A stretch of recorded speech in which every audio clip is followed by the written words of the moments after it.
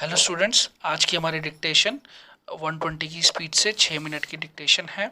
720 words हैं और part 1 इसका लीगल है और पार्ट 2 ये पार्लियामेंट्री डिबेट है। जैसा कि आजकल के डिस्ट्रिक्ट कोर्ट्स में डिक्टेशंस आ रही हैं 2 पार्ट में, तो वैसे ही हम आपको डिक्टेशन दे रहे हैं। और अगर आपको ये वीडियो अच्छी लगे तो इसे शेयर और सब्सक्राइब ज़रूर करें। आइए अब हम इसको स्टार्ट करते हैं। Start. Through this writ petition under Article 226 of the Constitution of India, the petitioner has made a prayer for his immediate release from custody for a writ in the nature of mandamus for a direction upon the CGM Azamgarh for action under section 156(3) CRPC against respondents number 3 and 4 and other police officers for proceeding for contempt of court against respondents number 3 and 4 other police officer responsible for the arrest of the petitioner and for compensation and costs for his illegal arrest and detention.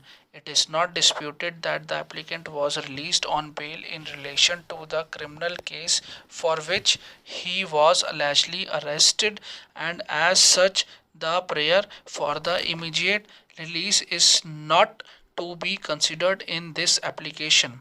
The other prayers would be considered in the light of the government's courts, governments, and the law on the point.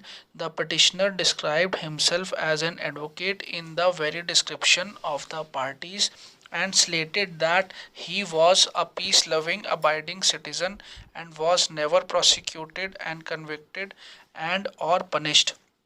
There was no criminal history for the petitioner. He comes from an educated aristocrat and established family and had been a law graduate and had been practicing as an advocate since 1992 at Azamgarh. His professional duties required him to go to Allahabad High Court under instructions from his clients.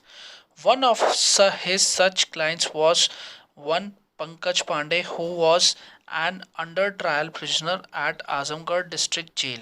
This Pankaj Pandey was wanted in case crime number 618 of 1996 police station Kotwali city Azamgarh, and on his surrender before the court on 8/10/1996 he was sent to custody.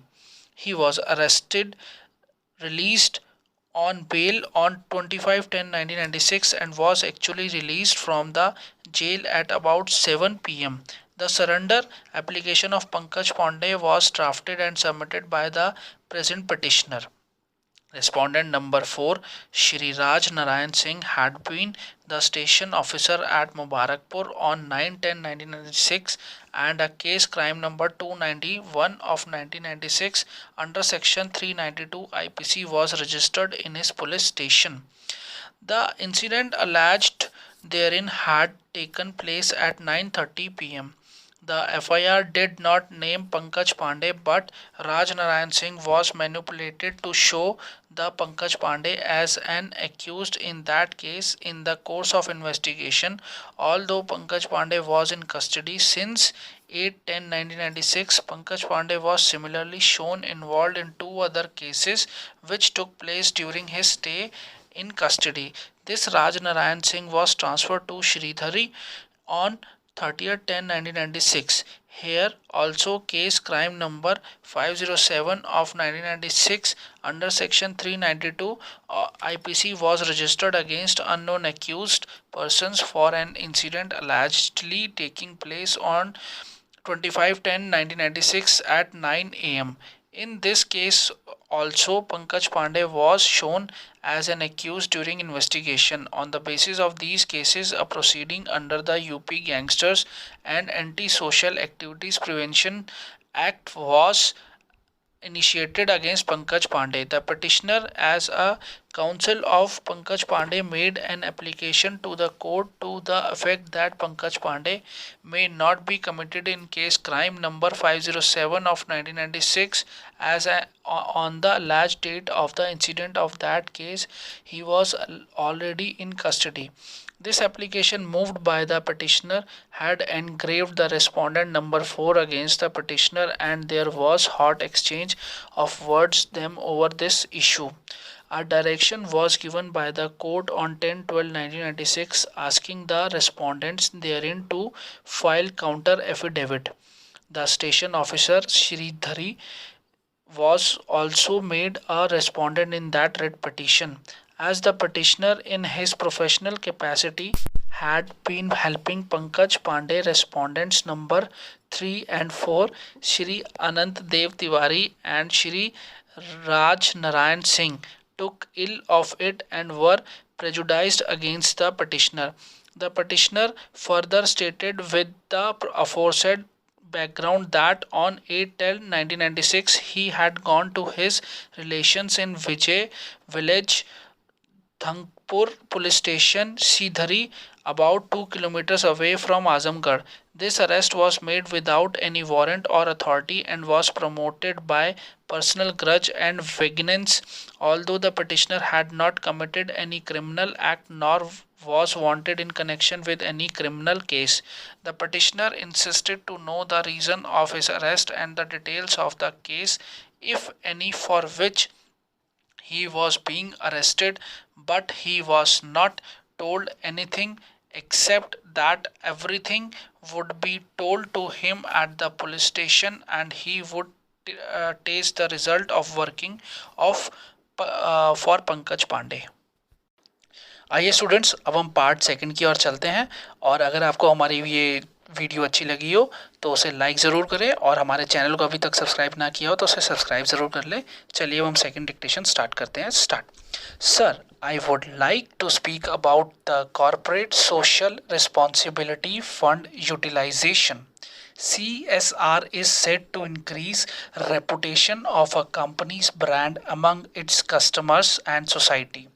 The Companies Act 2013 has formulated Section 135, Companies Corporate Social Responsibility Rules 2014, and Schedule 7, which prescribes mandatory provisions for companies to fulfill their CSR activities of 2% out of their 3 years average profit. The types of corporate social responsibility are environment conservation, diversity, and labor practices. The same is implemented even by the small businesses. One way to demonstrate your commitment to corporate social responsibility is to get involved with local community volunteers, go green alternative transport methods, support the development of employees, and to execute the decisions taken by the company. In many cases, companies have failed to utilize CSR funds as there is no proper way to inspect the same by government controlling authorities.